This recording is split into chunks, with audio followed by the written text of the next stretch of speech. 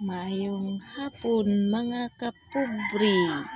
Naabot na gyud ang akong para limpyo sa saging mga kapubri. Nindot kayo sa mga kapubri.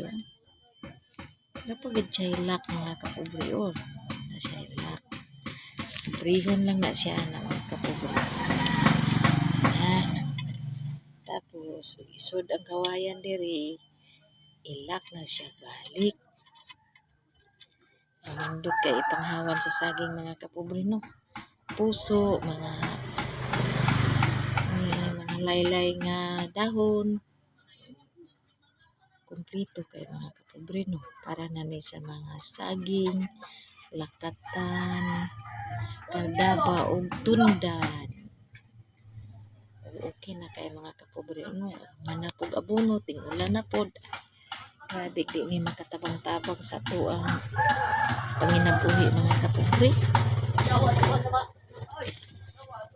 Hanggang dito lang muna ako mga kapubri. Maayong hapon sa tanan.